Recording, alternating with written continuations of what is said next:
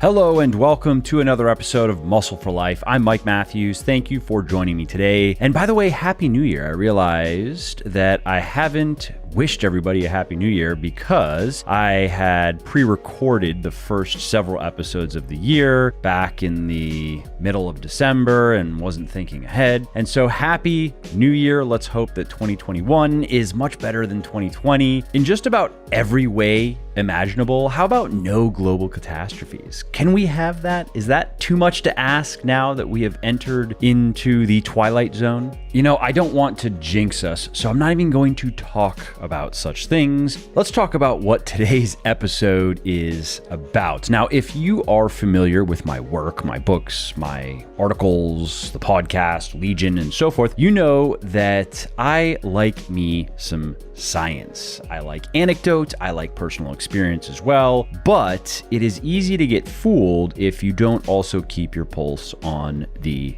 literature. Now, you probably also know that I am not a slave to science. I have criticized scientism, the over-reliance on science, quite a few times. But when understood properly and applied properly, scientific research can be very practical in just about any field that you want to do things in, fitness being one of them, of course. Science can help you get bigger biceps and get better abs and get a healthier and happier body faster. And in this episode, I interview a scientist and a professor whose work I've followed for a while now and who I have a lot of respect for. And his name is Dr. Bill Campbell. Now, in case you are not familiar with him, he is a professor of exercise science and the director of the Performance and Physique Enhancement Laboratory at the University of South Florida. And he's also published more than 150 scientific papers. In short, Dr. Campbell is one of the relatively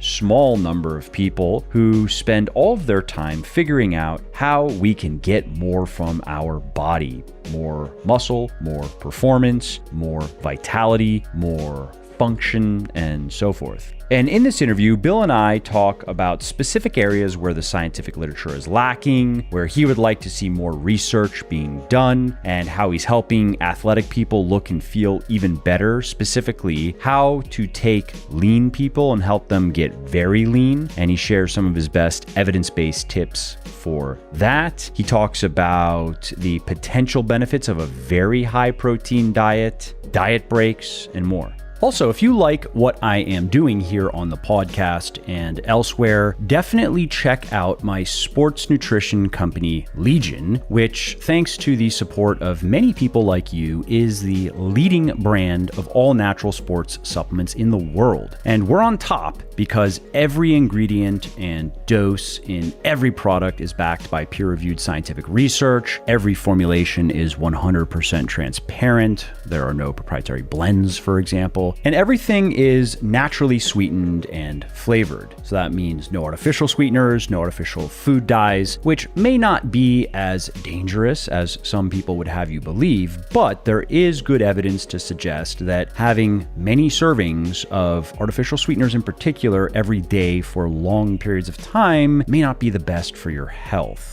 So while you don't need pills, powders, and potions to get into great shape, and frankly, most of them are virtually useless, there are natural ingredients that can help you lose fat, build muscle, and get healthy faster, and you will find the best of them in Legion's products. To check out everything we have to offer, including protein powders and protein bars, pre-workout, post-workout supplements, fat burners, multivitamins, joint support, and more, head over to www.buylegion.com, BUYlegion.com, and just to show how much I appreciate my podcast peeps, use the coupon code MFL at checkout and you will save 20% on your entire first order. So again, if you appreciate my work and if you want to see more of it, and if you also want all natural, evidence-based supplements that work, please do consider supporting Legion so I can keep doing what I love, like producing more podcasts like this. Mr. Campbell, thanks for making this work. Thanks for taking some time out of your very busy schedule. I appreciate that because I know what that's like, where you look at your calendar every week and you're like, that's a lot of stuff. So thank you for being here. Yeah, thank you very much for the invitation. Been looking forward to this for a few weeks. Same, same. And what I wanted to talk to you about is, well, it's your wheelhouse. It is, I could say fitness research, but health and fitness, things related to that, diet and nutrition and exercise and supplementation, although you'll probably get into more specifically the research that you're involved in, but these are definitely areas of interest and areas of expertise for you. And specifically, well, this is almost like a self-serving episode, but I think it's going to be interesting for the listeners because I have a few questions for you that I haven't posed really, I don't think to any guest or even written or spoken about myself. And that is, the first question for you is, where do you think that the literature is currently light? And I'll let you kind of take that wherever you want to go. And just to clarify for listeners why I'm asking this, when I got into the health and fitness space professionally, so to speak, quote unquote, professionally, back in 2012, and I started previously to that, I started looking into what research was out there on diet and training in particular, resistance training in particular, because at the time I wanted to know how to get lean and how to stay lean and how to get bigger and stronger. And so that's where I went. And what I found at the time was, and pretty quickly, I came across energy balance and understood that like the weight of the evidence was so heavy even at that time. And it's, well, I don't even know if that's changed that much by now, because I mean, that research goes back a century and we have a lot of evidence that shows that, okay, energy balance is a non-negotiable. If you want to lose fat, you're going to have to be in a calorie deficit one way or another. You can't get around that. And I did look into the opposing arguments, the people who said, no, that's an outdated theory or even a debunked theory, and the body's not simply a combustion engine. You can't look at it like that, et cetera, et cetera. But I quickly was able to dismiss all of that. And particularly when I just did it. And I was like, okay, here are my doubts of these counter arguments. Here's why I don't think that I'm with the scientists on this one. And let me try it though. And I got pretty lean for the first time in my life. And I was like, okay, that was easy. And then let me look at also the other people out there in the fitness community, especially the evidence-based fitness community. And, oh, they all do this as well. And they all do this with all of their clients. And it seems to always work always. And that was kind of the end of that. And then macronutrients also, there was more research, I think, available on that now.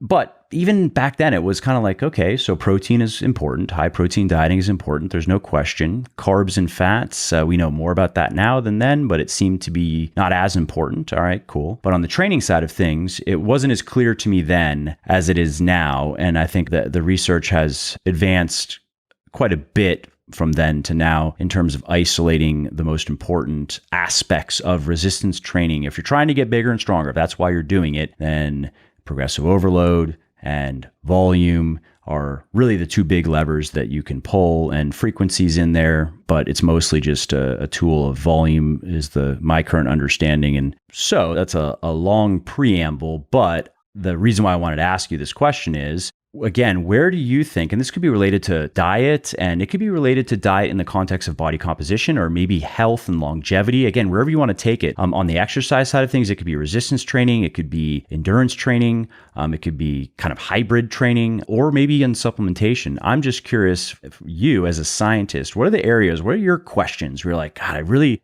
would love to know more about this in particular. I really would love to do this research, or if it's not something you would do because it's not really in your direct line of work, I really wish somebody would do this research and give some more insight into this, you know?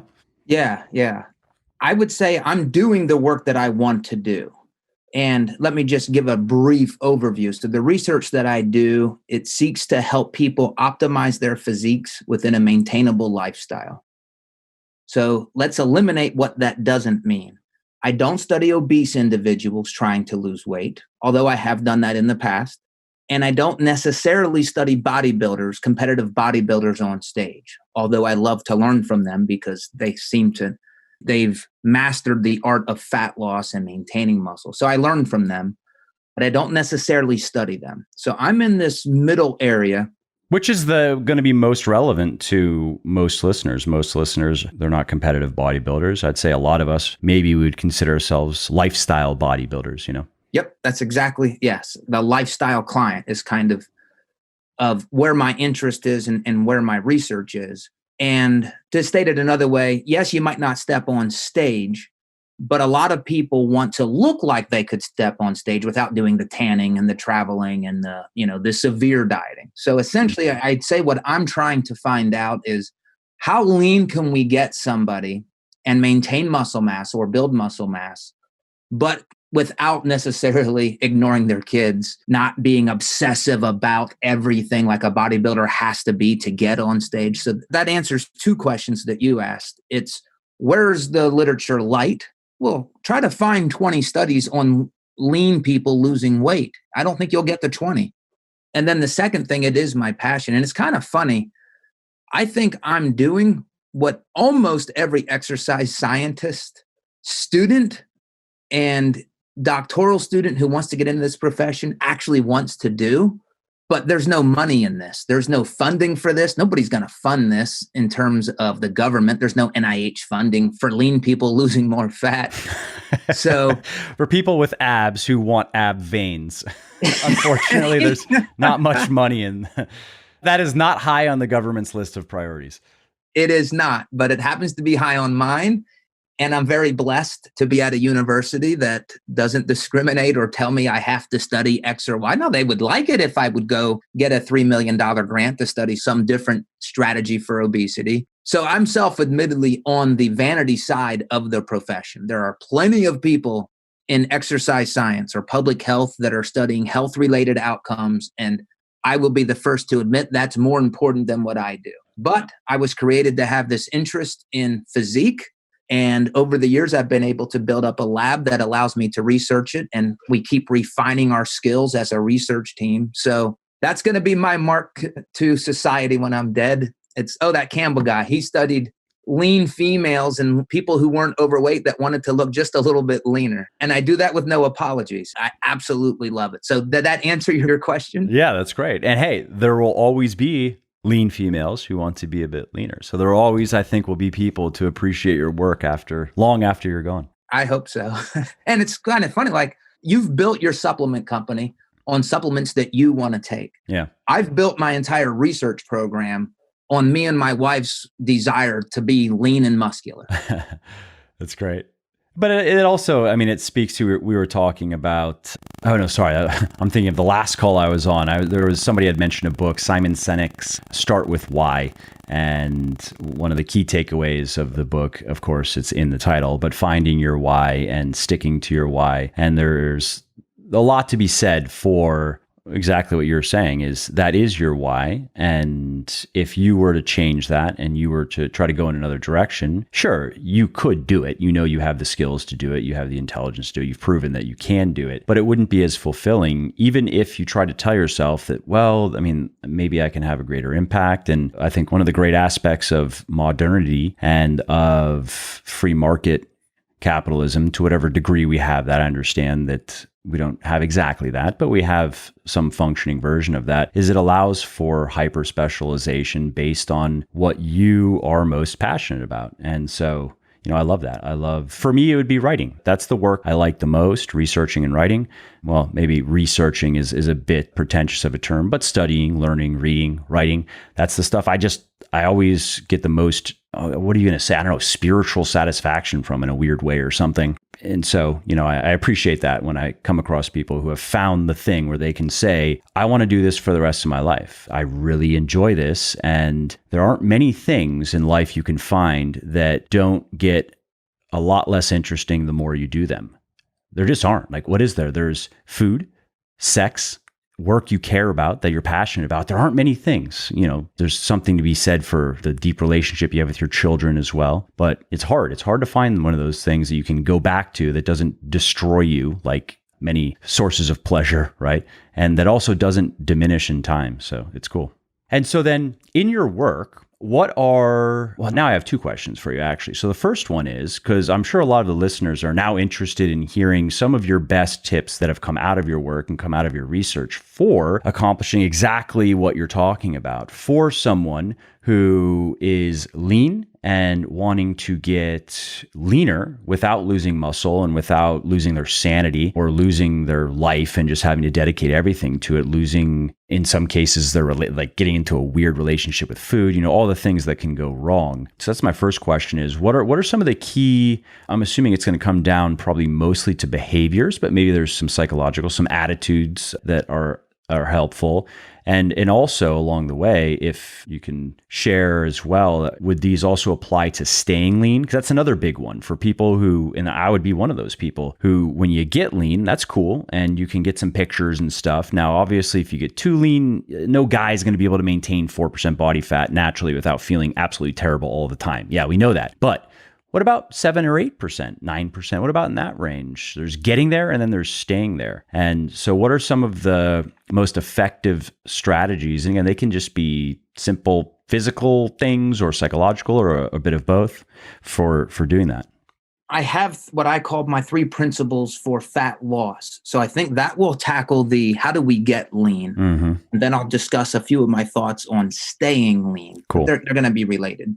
And one thing that I refuse to do is to try to overcomplicate things. It bothers me. And a lot of people in my profession, either it's on purpose or they're not smart enough to dumb it down. But I have an intense focus on trying to keep things simple. I refuse to overcomplicate things. So, which is harder to do. It's harder to simplify than overcomplicate. I guess so.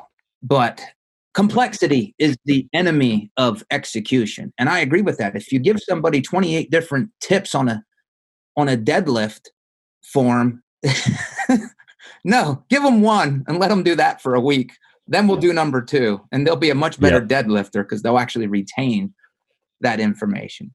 So years ago, I wrote a sports nutrition book, and these principles manifested themselves to me while writing that book. And since that time, I've done a few research studies on weight loss in males and females. And by the way, my lab tends to do more work in females, physique enhancement in females than males. Some of my studies test both, but over the last few years, we've really dialed our focus on females. That's great, because I know that when I was writing the first and the second editions of Bigger, Leaner, Stronger and Thinner, Leaner, Stronger, there was a lot more research on men than women. And in some cases, that maybe doesn't matter so much. If we're talking basic fundamentals of energy balance or mechanical tension, progressive overload, okay, fine. But I remember that being an obstacle, was trying to find studies done specifically with women to answer some questions that aren't just obvious. Like, again, calorie deficit. Okay, fine. A study done with men is going to apply equally to women if we're talking about the basic function of it, but that's not the case with other things, especially if we're trying to get to something that is as sustainable as possible. Yes, yeah. These 3 principles that, and again, I can cite probably anywhere from 3 to about 8 studies in lean people that would support every one of these principles. First one is to lose weight slowly.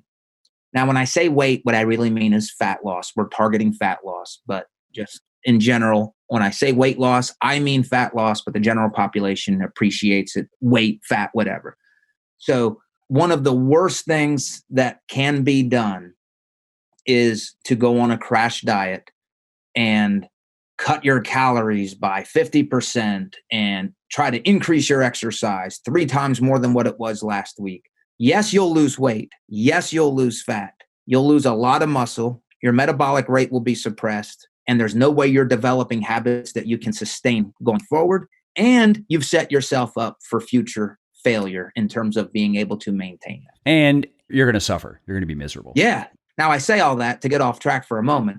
My lab's currently doing a rapid fat loss study. So we're actually we're putting people on a 37.5%, let's just say a near 40% caloric deficit for 2 weeks, just to see, with some of these other principles in place that I'll talk about, can we maintain muscle? Can we maintain metabolic rate? And how lean are the participants starting out on average? Just out of curiosity. It ranges. So they just can't be overweight to start. They have to be resistance trained people. Okay.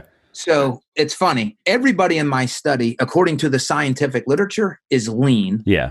In our evidence-based world, the Instagram world, they're not all lean. Well, we're all fat according to Instagram. So. Yeah. There's the Instagram lean, and then there's the scientific literature lean. I'll just give some body fat percentages. The typical male's going to be around probably 14 to 16%. So athletic, Yes. Oh, yeah. These are almost all college students. Although one of our subjects is my age, mid 40s, and she's leaner than anybody in the study. And then the females probably range from about 18 to 22%. So you're typical, somebody who's clearly not overweight. Do they have a six pack? No. Some of them do. So that's the general population. But again, I'm doing that study is actually violating my first principle, but we're doing it for science. I'm actually going about this from a different perspective, which I can share later. Second principle is don't decrease protein when dieting. Again, I can cite multiple studies, multiple meaning a handful, because that's all that's ever been done in lean people. But if you are going to reduce your calories, reduce them from, I would say, fat first, carbohydrate second, and then as much as possible, try not to touch protein. And generally, the research that I've read from other people, if you start getting below 0.75 grams per pound, that's where the literature would suggest you start to not be able to maintain your muscle mass. I like to say, let's aim for a gram per pound, 2.2 grams per kg. And I can even make an argument for more than that when dieting. So there's principle 2. So lose weight slowly. Principle number 1, don't decrease protein when dieting. Could you quickly comment on that higher protein intake? Yeah. My understanding is there's not much research out there on this yet, but there are a couple of interesting studies that I've come across. But I think it'll be interesting to quickly hear your thoughts on the potential benefits of higher than a gram per pound of body weight per day when cutting, and how high. Okay, so there was a meta-analysis done a few years ago that suggested that 1.6 grams per kg, which is about 0.75 grams per pound, that's all you need to maximize muscle mass, to maximize muscle gains. And I agree with that. I can't point to different studies to suggest that more than that is better for muscle gain. And that would, of course, be in the context of a calorie surplus, or at least maintenance, which obviously you're never going to nail it perfectly. So we're really talking about a maintenance that errs on the side of a small calorie surplus, where you're in a surplus far more often than a small deficit, right? Yes, exactly. That meta-analysis and the studies that I'm referring to were not in a caloric deficit. They weren't in a dieting state. So why would I suggest going more than that? Well, one reason is, let's just go specifically, the studies that look at higher protein intakes, they look at muscle protein synthesis. And we kind of have a threshold where once you reach a certain amount, you don't get an added benefit on muscle protein synthesis. But what is not often measured, and almost never, is muscle protein breakdown. There's another component to your muscle mass. It's maximizing muscle protein synthesis, and it's minimizing muscle protein breakdown. You need a natural course of muscle protein breakdown for functional muscle health. So it's not like you want to eliminate it. You don't want it to be out of control. The other evidence that I rely on, I'm aware of about 4 different studies. Every time that protein goes higher than a gram per kg in resistance trained people, there's a loss of fat mass. And if you ask me, well, why is that? I don't know, because when you increase calories, you should gain fat. Sure. But I have data from my own lab. We published a study in 2018 in resistance trained females. They ate 2.5 grams per kg. They lost a significant amount of fat. Their calories actually increased by 300 calories per day during this 8-week study. Dr. Jose Antonio basically gave enough protein to kill a cow in subjects. They didn't gain fat. The T-Rex diet? Yeah, it was insane. It was nearly 800 calories more, all from protein. That's the other thing here. The studies I'm referring to, the caloric surplus every single time was 100% from protein. It wasn't just across the board macros. It was protein. And then there's a study that from Dr. Mike Roberts' lab at Auburn University. They increased protein content. There was a loss of fat mass there.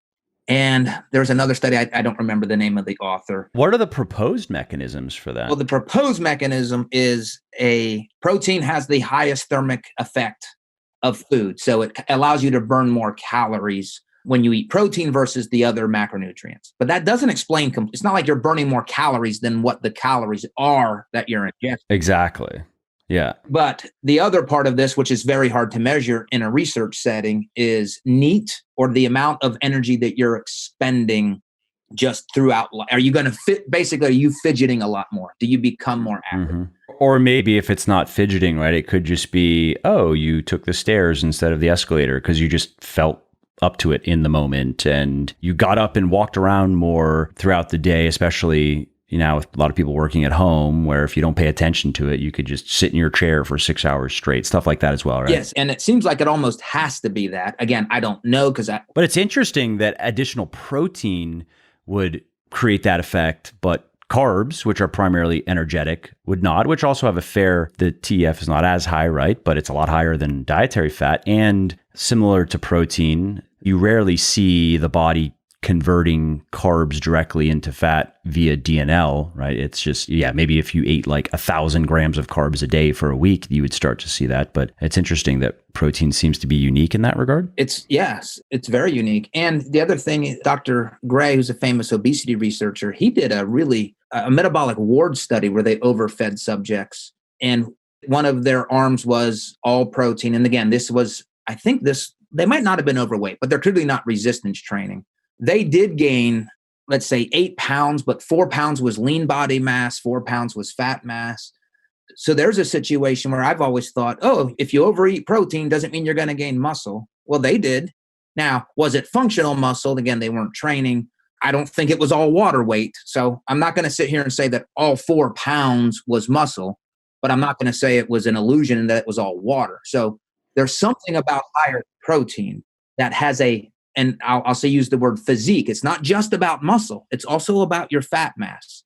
Out of curiosity, do you remember if those people were going from a very low protein to now a high protein intake? I don't remember the details. I believe it was probably just a normal amount, but this was in a metabolic ward. Which is low. I mean, a normal person does not eat very much protein, especially women. I mean, I've come across many women over the years just getting into fitness who are pretty surprised to learn that they're eating like 30 to 50 grams of protein a day, and now they're supposed to eat 120, and it's a bit of an adjustment. Yes. But that change alone changes physiques. If they do nothing, well, that's been my anecdotal experience. We actually just started a study looking at that exact question in resistance trained. Actually, no, non-resistance trained females or beginners with resistance training. We just started a study to increase protein. So we're gonna titrate it to high levels, and then just naturally, can we just encourage you to eat more protein? And then that last principle was resistance train when dieting. So again, we're not just concerned about just losing weight. We're trying to lose fat, maintain or gain muscle. And I look at a caloric deficit as being, it's a catabolic stimulus to the body, completely catabolic. The more that we can introduce some type of anabolic stimulus, the better. And we can do that with higher protein intakes. And the obvious one is resistance exercise. Resistance exercise, it gives the body an anabolic stimulus when dieting that you then feed with the protein. So all of these 3 principles, lose weight slowly, don't decrease protein, and resistance train, they all converge on 2 goals: maintain your muscle mass when dieting and maintain your metabolic rate. Because if your metabolic rate gets suppressed, you're setting yourself up for likely failure to maintain that weight loss. So that's kind of my philosophy, succinctly described. And it's going to be familiar to most everyone listening because it's what I've been saying for a long time. And it's simple, it's straightforward, it's unsexy, but it works. And it works consistently. And there's no reason to try and reinvent this wheel, which was one of the early conclusions I came to when looking into the literature that was available on dieting, and particularly what we're talking about here in the context of body composition, as opposed to obesity or maybe dealing with health conditions, but more where I was at the time, where I was like people in the study you're doing. I was probably, 15, 16, 17% body fat. I'd been into working out for a while. I had a bit of muscle and just didn't understand what to do to cut my body fat in half, for example, without cutting my lean mass in half. And just getting back quickly to this high protein intake. So would you have any recommendations for people wanting to try higher protein intake? And understandably, It sounds like there are more questions than answers at this point, but it may be in the context of cutting and maintaining and lean bulking ideally. Do you have any thoughts as to, just again, based on your understanding of the existing research and just your experience? Like if it were you, for example, would you, when cutting,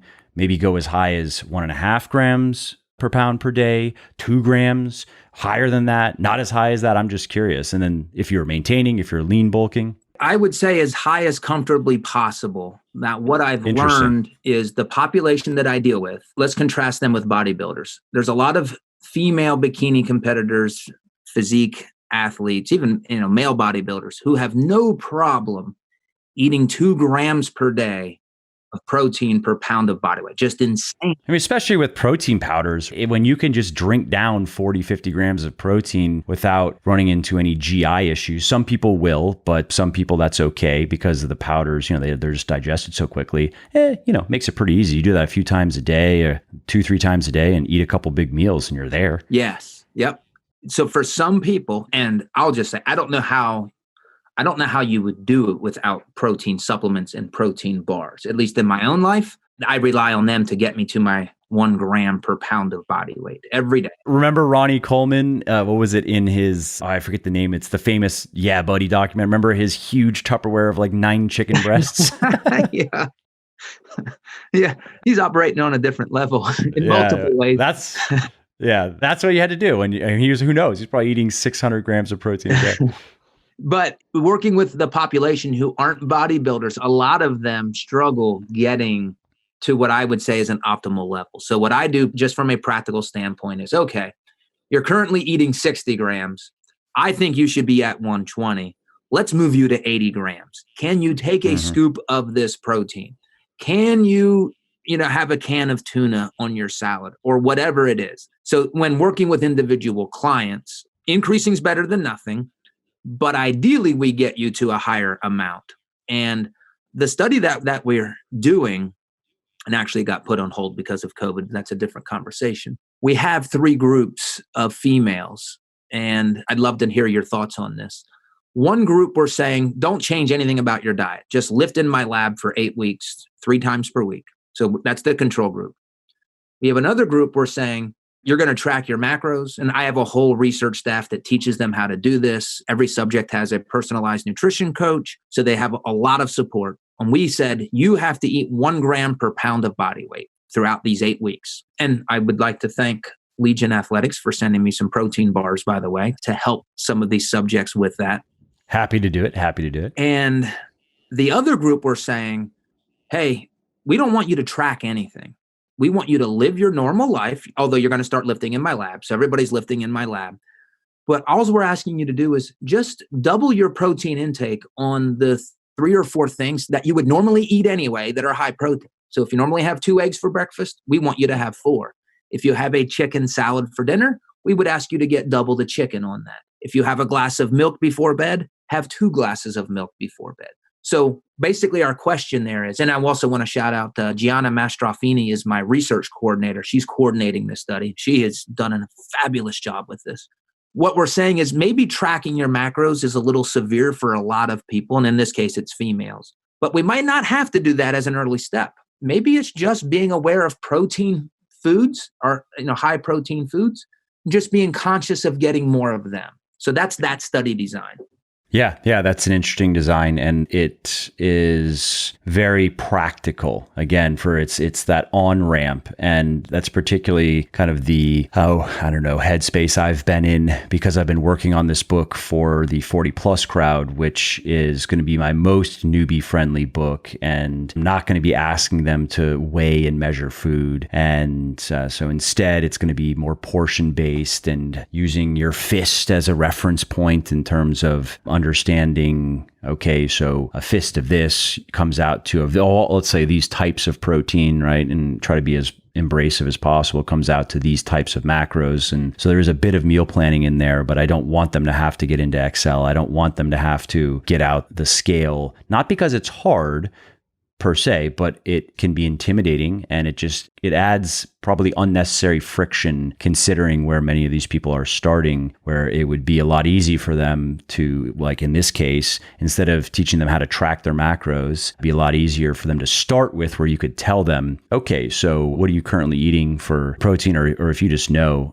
that, and again, and this would be my experience, that the average person eats by our standards, a low protein diet, and probably could go, if they doubled their protein intake, would go from a low protein diet to maybe an okay in the context of body composition, like a moderate protein, probably not high, but moderate. And, those types of wins are big because they're so easy. And if they produce immediate results, then people find that very motivating, and then they're more willing to do more. And eventually, maybe they will get to where they're tracking their macros if that's appropriate for their goals, Yes. Yeah. And I mean, while it's not obsessive to me, I can appreciate that a lot of people would say, you're tracking every gram that you eat. That's obsessive. So I can appreciate that. To some people it is. It's just what I do. And of course, it's what I need to do in my research so I can validate the data that we're generating. Yeah. And, I don't agree with that just as a blanket statement, because then by that logic, is tracking every workout obsessive? Am I obsessive because I have an Excel spreadsheet where I put my numbers in so I can program my training and make progress? Like, what do you mean? Yeah. Or maybe your gas gauge in your car, is it obsessive to look at that? Yeah. You look at that every time you drive. Oh, that's obsessive. It's a strange way of looking at it. Now, I understand. Okay, then people would be like, oh, well, point taken. Or there is a point where it can become a bit, maybe even neurotic. And yes, there are examples out there of disordered eating, but that's not, in my experience, that's rare, at least with the people I've worked with. And again, these are everyday people who care about their fitness, and they certainly give it time, but it's not their primary focus. And they have 3 to 6 hours a week to train, and they're willing to pay attention to what they eat. A lot of them probably are tracking their calories, at least roughly. At least, a lot of people, they get used to the calories and macros of the foods they like. And so they have a pretty good idea of how to eat. And so, again, in my experience, I don't know if I've come across one example of someone who has gone from just a normal person who's out of shape to an eating disorder by doing the stuff we're talking about. It almost, to me, it would seem like the disordered eating or the tendency comes before any of what we're talking about. But that I'm not too sure about. I haven't looked too much into that. Yeah, that's not my area either. But I've been told by some of my former research staff who have successfully overcome that, just in their conversations, it's always, whether it's an eating disorder it's something psychological that just happens to manifest itself with food control. For some people, it's alcohol. For other people, it's drugs. For some people, it's food manipulation. Again, I don't know if that's true. That was just conversations I've had with some of my former students. Yeah. I've had conversations with people who have looked into the research. Curtis, actually, who most people listening probably know Curtis, but he heads up all of the research for Legion's formulations. And we were having a conversation, and he was just telling me, based on his reading of the literature, it seems like the problem comes first. And yes, it's a psychological issue, and it can manifest via food, but it can manifest in other ways. And it's rare, or I don't want to put words in his mouth, but minimally, it's rare, apparently, from research perspective, for it to go the other way, where somebody isn't prone to have these issues. They have a totally normal relationship with food, and they don't have any issues with alcohol or drugs. So you just have a normal person. And then let's say they start calorie borrowing, which you'll see with disordered eating, right? Where people, they get really into manipulating meals and quote unquote saving calories, and it goes in with the binging and the purging. Apparently, it's very rare for someone to go from normal to use calorie borrowing judiciously. Let's say they're going to go out to dinner. It's a Friday night, and they don't want to end the day in 1,000 calorie surplus. So they're like, I'll just eat my protein. I'm going to leave out some of the carbs and some of the other stuff so I can have a calorie buffer tonight. That person is very, very unlikely to develop an eating disorder by doing that once a week, Mm-hmm. Yes. Well, I hope not, because I do that. Yeah, I mean, I do it sometimes as well. I don't see any reason not to. So long as, and this is something I've talked a lot about and written a lot about, is that we don't have to be perfect with any of this, even as far as nutrition goes. So long as we are good enough most of the time and we're doing the right things right most of the time, we can afford to strategically go off the plan. And this would be an example of that, where I normally wouldn't leave out my couple servings of fruit that I have in the day and my serving of whole grains so I can eat a bunch of dessert, for example. But with Rona, I haven't done it much at all, but previously, maybe my wife and I will go out to dinner every other week or something, and I'll do it here and there where, I'm going to leave out some of these nutritious calories for what's not going to be very nutritious, but there's no reason to be concerned about that because I know that I've built up good habits and I've built up a lot of momentum from a physiological standpoint that my body has a large buffer to work with. And even if I were to do that probably a week straight, I probably wouldn't notice much. Maybe by the end of the week, I might notice I don't feel quite as good as I normally do, but I think it might even take longer than that. Yes. So on this high protein intake, and I'm sorry that I'm harping on this, but I just know that a lot of people listening are already thinking with, hey, I'll try that. Why not? Because a lot of the people don't have a problem eating, let's say, a gram per pound of body weight per day. I'm going to venture to say many of the people listening, that's kind of their default. So if they wanted to just do an N1 experiment just for fun, see how their body responds, would the advice of eating as much as you comfortably can apply to cutting, maintaining, and lean bulking? Let me think about that for a moment. So to make it as easy as possible, I start the conversation with don't decrease it when dieting. But if you can increase it, it's all the better when dieting. I would say lean bulking, caloric maintenance, I don't think you're going to gain more muscle by increasing protein. What I think will happen is you'll lose more fat. And again, I'm basing that on a handful of studies that are published and in a handful of people that I've personally worked with in the past where I've seen this, my wife being one of them. And do you think then that, so let's take lean bulking, that it's possible that you might gain a bit less fat over the course? So let's say someone's lining up a 4-month or maybe even a 6-month, I'd say minimally, I always recommend at least 3 months of lean bulking if you're going to do it. I mean, I guess bare minimum 2 months, but let's just say that they're going to get ready for an extended lean bulking phase. Do you think it's possible by eating 1.5 grams or maybe even 2 grams of protein per day for a couple of months and still just maintaining, let's say, a 10% surplus? So that was their plan. And they're like, okay, I guess I'll drop my fat intake a little bit. I'll drop my carb intake a little bit and I'm going to eat some more protein. So still maintain that 10% surplus. Do you think that it's possible that if they do that, they will gain as much muscle as they would have otherwise, but less fat? In that scenario there, I don't think they would gain any fat. If you just increase your calories from protein and your resistance training, I'm not aware of any studies to suggest that you would gain fat from that. And let me say, I can be wrong, but I'll phrase it another way. If you're going to overeat, overeat on protein. It's very hard to gain fat from excess protein. Now, I say this, I can produce a few studies. Some of the coaches, some of the best bodying coaches in the world that are in my network, they disagree with me. So I don't want to, discard them. They're like, I play the science card. I'm like, well, show me one study where protein overfeeding in resistance trained people has caused fat gain. I'm not aware of it. Maybe it exists, but I haven't found it yet. And so then theoretically, you could get the muscle building benefits of not just the protein, but more importantly, the calorie surplus, potentially without the downside of the fat gain, or minimally you would mitigate fat gain to a notable degree? I believe so.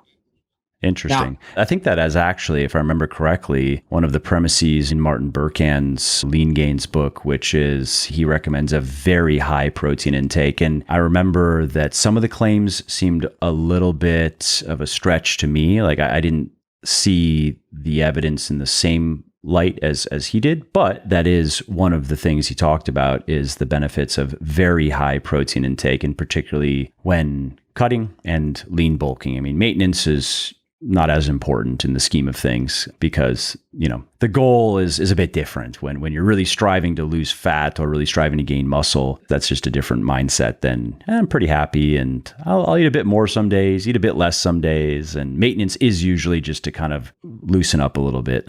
Yeah, and let me give just a little bit of the genesis of my thinking on this. When Dr. Antonio published his study where they gave, I think it was up to 4.4 grams of protein per kg, so 2 grams per pound, it was nearly 800 calories more per day. And their subjects, they didn't lose fat, but they didn't gain any fat. And I was like, I don't believe that. And I had issues with his design. Like they didn't supervise the workouts. They didn't have any restrictions on aerobic exercise. So methodologically, there were issues. And I'm like, all right, that's what it claims. But, did they really lift all that much? How do we know that that the one group wasn't doing a lot of cardio? Then we ran a high versus low protein study in my lab where every workout was supervised. Everybody had a nutrition coach. The females that were assigned to the high protein diet, and I'm just going to give round numbers, but they went from about 1,600 calories per day to about 1,850. So they increased by 250 calories. And remember this, they tracked every gram of every macronutrient every day for 8 weeks, and they had to check in. They came to my lab. So we knew these subjects. They couldn't have been more supervised. They lost over 2 pounds of fat mass, which was outside, there's something called your minimal detectable difference in your method used to measure fat. It was outside of that range. So it was a real change of fat mass. So I went from thinking from Dr. Antonio's study, and then I have my data in my lab in subjects that that we actually watched work out. We know that they didn't miss workouts. We know that they at least tracked their macros. What do I do with this? Like that's now 2 studies. And then of course, now my eyes are open to this. And then I found 3 and then I found the 4th. Then I start piecing that together with, okay, well, when I was dating my wife, we did this and that happened. So there's people that disagree with me on this, but I have the data. Yeah. I'm remembering now an interview I did with Alan Aragon where he was talking about this as well, this effect, and even in individual meals. Like if I remember correctly, he was talking about, I believe it was when lean bulking, having some very high protein days. And he joked about, I remember his joke about getting the meat sweats when you eat so much meat. Yes, that happens. And he was saying something very similar to what you're saying, where he couldn't quite explain it, but there did seem to be something to this very high protein intake approach. And if I remember correctly, he was talking about it as opposed to just a sustained high level, just having some very high protein intake days. But anybody listening, if you want to hear exactly what Alan said, because it was several months ago, so I may be getting little details wrong, but that was the gist. You can just go back in the feed and search for Aragon, Aragon, and you'll find it. It was posted several months ago, but it was a good interview. So you work with a lot of people, you help them. Do you think there's something to this in your own experience? Or do you think, well, maybe these are anomalies? That's a good question. It's something I don't have much experience with. First, personally, I used to eat 400 plus grams of protein per day, but I didn't know what I was doing. At that time, I didn't even know about energy balance. I don't know where I got the idea to eat that much protein. It was probably in a bodybuilding magazine, or maybe it was an internet forum, or there was a time when I was pretty ignorant, and I knew that I was ignorant. So at least that worked in my favor. Like I didn't think I knew more than I did. I just didn't take it seriously enough to really educate myself and learn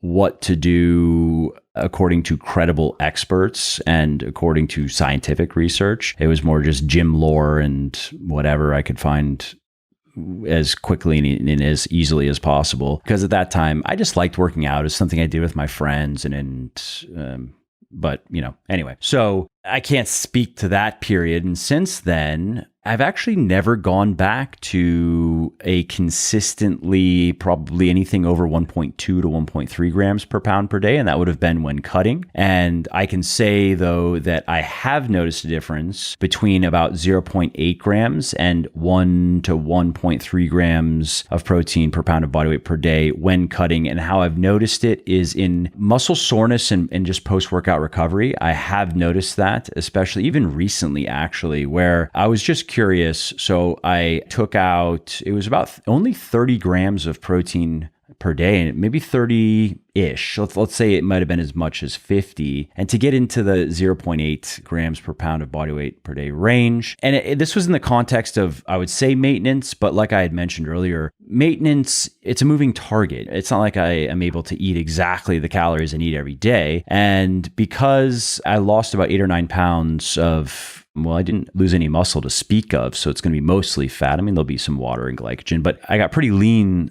over the course of the Rona because I wasn't driving to the office or driving to work. And I was like, okay, I have a little bit of extra time in the morning. I'm going to hop on my upright bike, and I like to read first thing in the morning. And so I just continue reading on the bike and just do some moderate intensity cardio, just burn a couple hundred calories, 30 minutes or so. And speaking to your slow cutting, I hadn't, or well, when you say slow, you mean not egregiously fast. But what was also kind of interesting is I hadn't slow cut in a while, where that's the only change I made. I was like, I'll just keep eating the way I eat. I'm not going to increase my calories to make up for the couple hundred calories that I'll burn on the in my cardio. And I think that's an appropriate deficit as well, considering my body composition and my training experience. I don't think there's not too much more to gain going above, if I want to preserve muscle as effectively as possible, going above probably 300 or 400 calories in terms of a deficit. And so I lost a fair amount of fat doing that and got pretty lean, and I'm pretty lean now. And so in my maintenance, I want to err on the side of staying lean because I like it. And let's face it, it's good for my work. It makes for good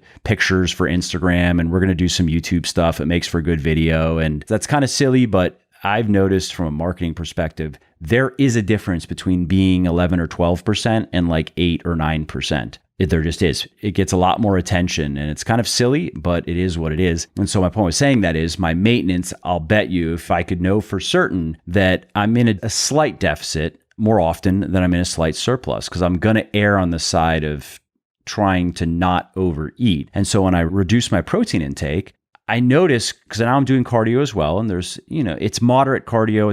I'm not doing sprints. It's not much in the way of volume or intensity, but in the beginning, at least, it was a new stimulus for my legs. And where I noticed it was particularly in my legs. And my squatting and my lower body training just took a heavier toll on my lower body with, let's just cut it in the middle and say 40 grams of fewer grams of protein per day. And I did that for a couple of months, and it persisted. The issue persisted. And I would also have they weren't pains. They were like persistent sorenesses, spots particularly on my legs and my hamstrings that never really seemed to fully recover. And then by putting that protein back in that I took out, within like 10 days, that was gone. And the little sore spots were gone. And I felt it in the gym, where I felt more recovered in between my deadlifting and my squatting, for example. And I don't have any other great explanation for that. I mean, the only other change really was I started taking a supplement a Legion supplement, a gut supplement that has some enzymes that help with protein digestion. And I did notice that I had less gas, especially sometimes I get gassy after having like 50 grams of protein with powder. And that was kind of a new thing. In the past, that hadn't happened. And then since I started taking this gut supplement, that went away completely. Also, I would notice that with dinner, because my dinner would be a big vegetable dish. And so I wasn't a very gassy, it wasn't like over the top, but it went from like a little bit of gassiness, especially with the higher protein meals, to none at all. But, so maybe there's something with protein absorption there, but I don't think I'm not saying that as a benefit of the supplement. I would just attribute it more to the increase in protein. So outside of that rambling anecdote, I don't have much experience with very high protein intake. A lot of the people I've worked with, firsthand virtually over the years, went from basically low protein dieting to good. It's like quote unquote high, but good by our standards, around 1 gram per pound of body weight per day. But I haven't had many interactions with it would be more hardcore bodybuilder types who want to eat 2 grams of protein per pound per day just to see what happens, you know? Yes. And to be clear, when you're eating 1.2, or we're saying 1.2 grams per pound or 1.3, I would call that very high. Yeah. Again, bodybuilders, they wouldn't. But for my population, the average male, the average female who wants to look better, who lifts weights, that's a lot of protein. Yeah. No, it's so much that, again, for most people, when they go from their normal diet and they're new to this, and then they see that number and then they start translating that into actual food, there's like, shell shock. How am I going to do that? Can of tuna or 4. Yeah, exactly. I mean, and it's just they figure it out, especially when they see like, oh, okay, a scoop of protein is like 20, 25 grams, and I can make a little smoothie. I can, get in maybe some fruit and vegetables, put in some spinach in there, and they figure it out. But in the beginning, it can be disconcerting almost because, the idea of eating that much protein is so foreign to them. But okay, good. So that's great. That's useful information for people listening. Then, if you want to try play around with very high protein intake, seems to be most relevant to lean bulking and to cutting. But I guess one thing you did mention, Bill, that I should repeat is, and this is something Alan also spoke about, if you want to eat a bit more food and, like, for example, let's say you're cutting and you want to take a bit of a diet break, or maybe you're maintaining and you just feel the need. I run into this sometimes if I stay pretty lean for long periods of time, where it seems like once every 4 to 6 weeks, it's almost like my body just wants more food. I really don't feel like it's too much of a psychological thing because I don't care that much about food. I can eat really good food and like it. I can eat the same stuff every meal every day and like that.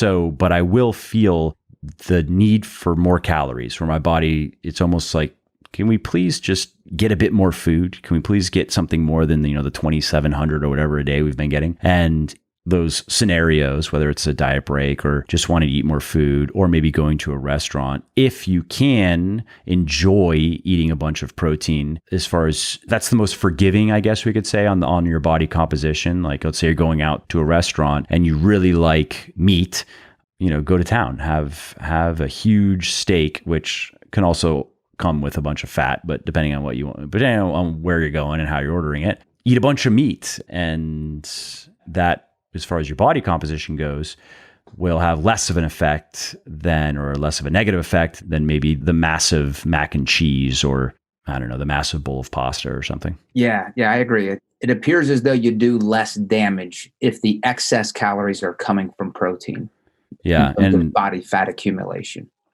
Right. As far as a practical note on that can be also something that is in the context of one meal. I generally would tell people, don't worry about it. Like, that's generally what I say. Just enjoy yourself and try not to eat yourself into a coma. But if you don't want to order the prime rib and you want the big bowl of pasta, get the big bowl of pasta. Come on, just enjoy yourself. But if you are lean bulking, where you're going to be consistently in a surplus, or let's say you're maintaining and you want to eat larger amounts of food, or you need to eat larger amounts of food fairly often, then going high protein, if you can. I mean, I would say if you hate it, maybe it's just not for you, but if you don't mind it, then it is going to be, again, more forgiving than the high protein or high fat. Yeah. And you mentioned lean bulking, and that's where I was like, man, I wish there were some actual research in resistance trained people on that. And I know you guys are doing it. You're partnered with Dr. Helms, and I just want to applaud you because, as you know, because your foot's in that arena, it's so much work to do those studies. And I really appreciate the fact that your company's doing that kind of research. Yeah, I'm excited to see the outcome of that, because that is one of those questions. I mean, there's a discussion that I had with Eric some time ago before that started, and that's one of those questions that's just out there. There are theories based on existing research, but I mean, one study obviously it's not gonna settle the matter, but that will give us the most insight that we have had on the matter, because up until now, there are some interesting theories based on research that doesn't tell us one way or another, but it suggests things. So I'm excited to see where that research goes. And just in general, I'm excited to be involved in research that just benefits the body composition space. Like we're doing a study with Grant Tinsley on creatine and DHT to give some ballast, some counterbalance to that rugby study that scared off a lot of guys from taking creatine because they thought it might cause them to lose their hair, especially guys with male pattern baldness. We're also involved in research that Menno Henselmans and Andy Galpin are doing on intermittent fasting and muscle growth in particular. So I just see it as, I'm just interested. So there's that. But also I think it's a nice way to give back to a community that I've benefited from a lot, because I'm not a scientist. I don't pretend to be one. I benefit from people like you and the work you do. And I just try to represent it honestly and correctly and get it out there and make it popular, Yes. Yeah. Well, like I said, that's when that study, when it can be finished. I know it's difficult with the pandemic, but man, that's going to be awesome. That's the data that I love. What people are actually doing and the questions that people actually have in our space. Exactly. If you like what I'm doing here on the podcast and elsewhere, definitely check out my sports nutrition company, Legion, which, thanks to the support of many people like you, is the leading brand of all natural sports supplements in the world. I have one last question for you, and then we can just quickly wrap up. So what are some of the other, at this point, it's probably nooks and crannies and niches and things that are most relevant to people like us, maybe not very relevant to just the everyday person who really just needs to learn what energy balance means and eat some protein and move around a bit. What are some of these might even be studies that you have planned or would like to conduct, but what are some of the other questions that are most on your mind, the data that you really want to get your hands on? So we recently finished a diet break study in resistance trained females. And just to define the way that we're using the word diet break, and I'm going to what I want to do next. So I just need a little background. So a diet break is you diet for a few weeks, you take a week off. Sometimes studies will have you take 2 weeks off and you go back to maintenance calorie levels. In theory, or what has been shown in some of the obese population literature, is by taking this break, you don't do any damage. It's not like you gain weight during a 1 week time off, but it actually kind of resets your metabolism such that your metabolism isn't suppressed as it would be if you never took a break from your diet.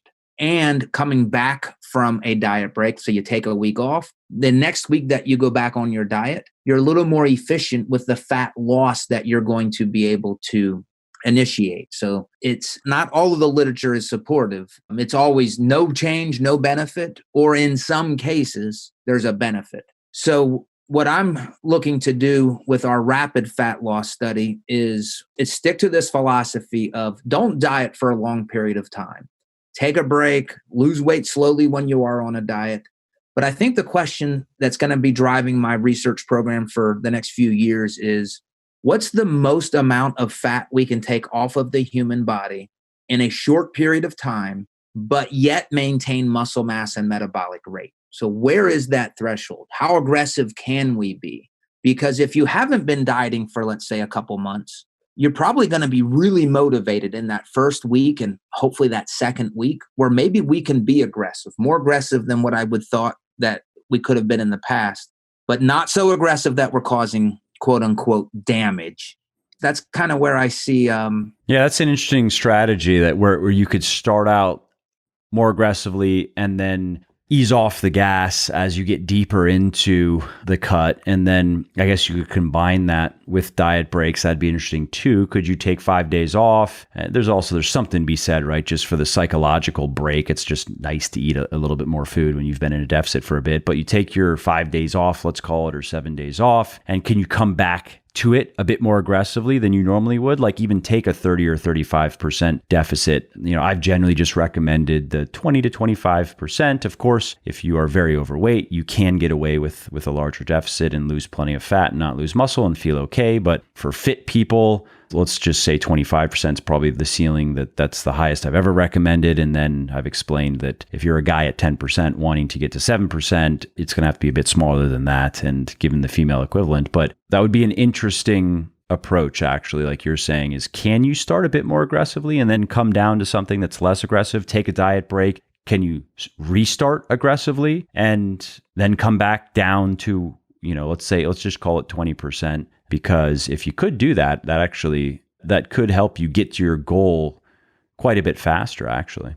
Yeah. And I'm exactly where you're at. If you're going to do a traditional diet, we've looked at 25% consistently over the years in several of our studies. And that seems to be a really good place. Now, and keeping protein at about 1.8 grams per kg or 0.8 grams per pound, that seems to be a very good place to be able to cause fat loss and to maintain muscle mass and to maintain metabolic rate.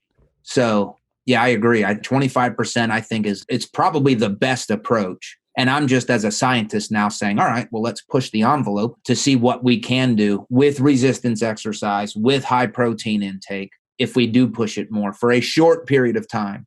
I can already tell you, if you get more severe than that for more than a week or two, you can't eat enough protein and you can't lift enough weights to prevent muscle loss and metabolic rate slowdown. Yeah. Yeah. That's interesting. Definitely keep me posted on that research and that outcome.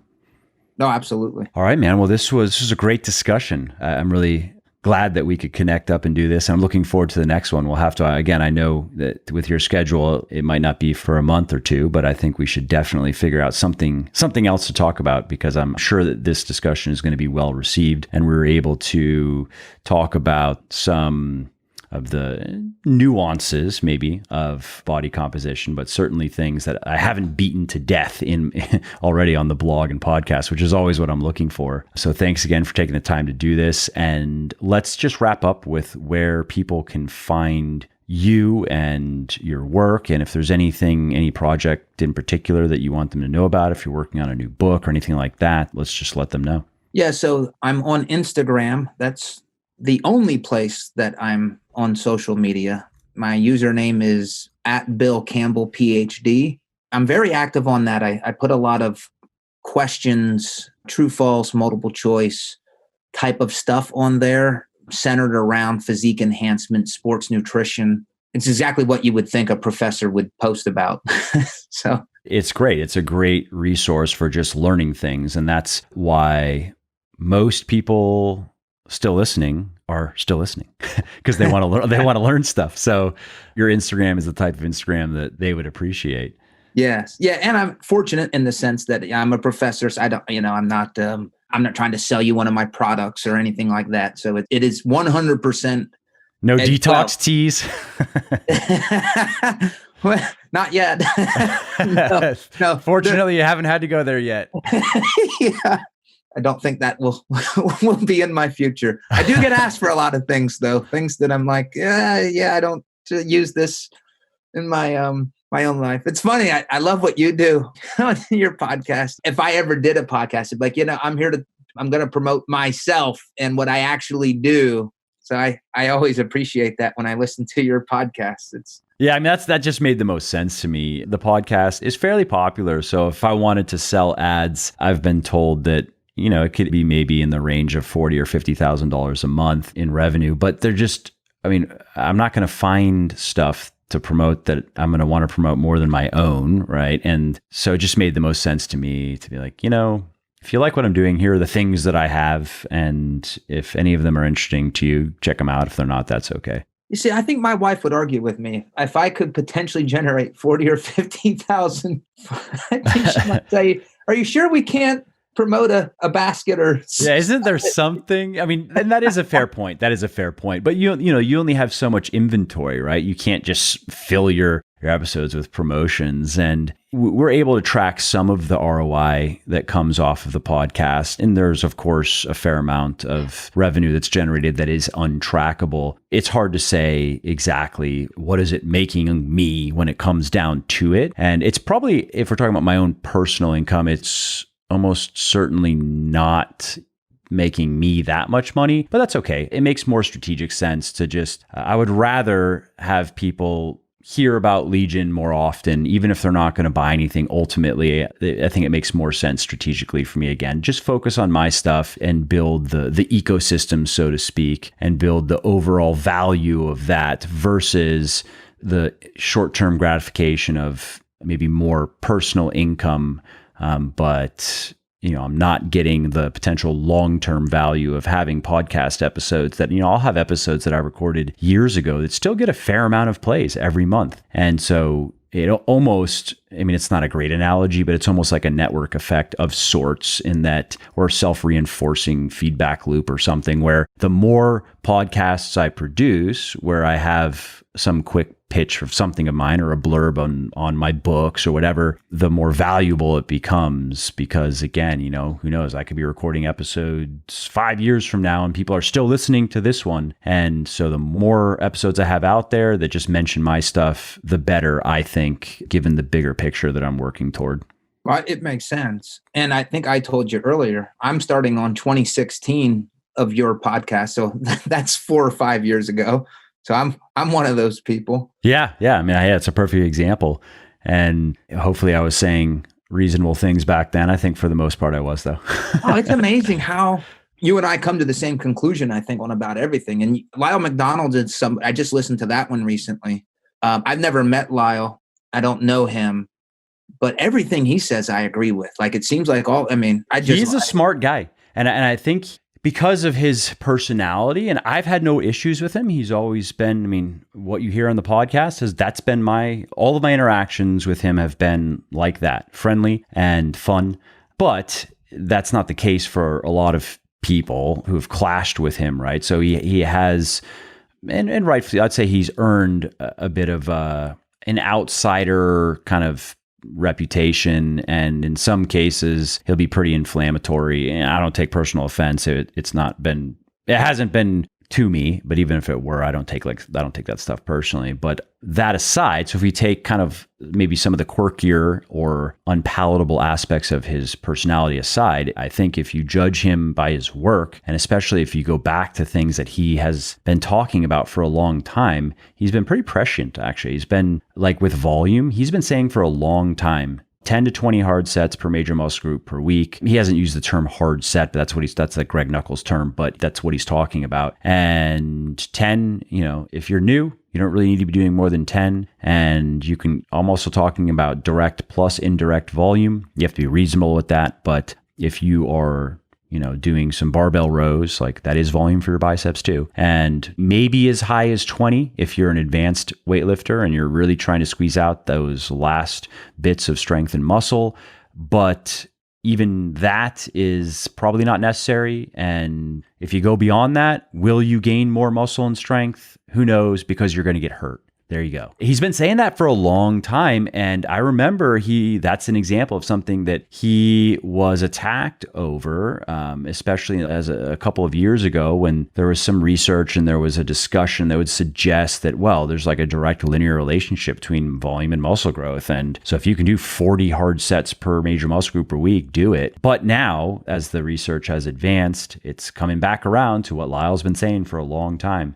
And he was one of the first guys I came across in the evidence-based space where I also was like, I think this guy really knows what he's talking about. Not that I would just blindly accept anything that he says, but he was it was him. And on the training side of things, I came across Rippetoe and Starting Strength early on, and that was very helpful. Alan Aragon's work was very helpful. Martin Burkhan's work was helpful. I feel like I'm probably forgetting a few people who should also get credit. But anyways, I just want to stick up for Lyle because I've always enjoyed my discussions with him and I've learned a lot from his work. Yeah, well, that's the only thing I'm basing it, like I said, because I've never met him or talked to him, but everything I've listened to him on your podcast and I've read a few things over the years, I agree. It's like, wow. Now, again, I don't want to say, well, he's right, because that's what I think. I'm just saying I find myself agreeing with him and learning from him. His knowledge on the females it's awesome. It's what I aspire to. Have you checked out his book for women? I haven't done that yet. You would like it. Yeah, you would like it. I mean, it's what you'd expect from him. And it is a lot of detail and it is far more information than the average person or even woman probably who just wants to get into shape needs or wants. But for someone like you, I think that you'll really appreciate the attention to detail and the rigor that he applies to his books. Yes. Yeah. Cool, man. Well, okay. So Instagram, Bill Campbell, PhD. And thanks again for taking the time to do this. We should definitely set up another one. Yeah. Let's maybe as my studies start getting published, we're going to have a few coming out, hopefully over early 2021, I can give you kind of an exclusive. Hey, here's, just got published. Let's discuss them. Yeah, that'd be great. I'm in. Cool.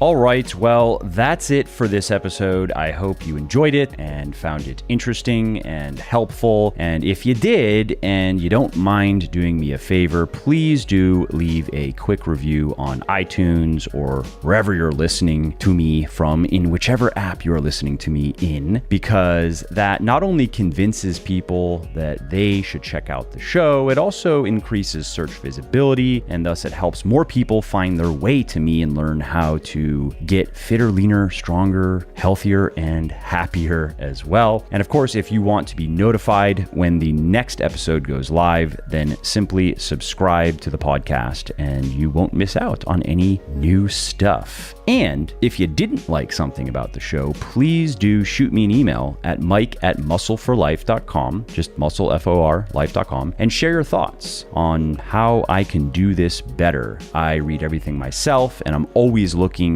for constructive feedback, even if it is criticism.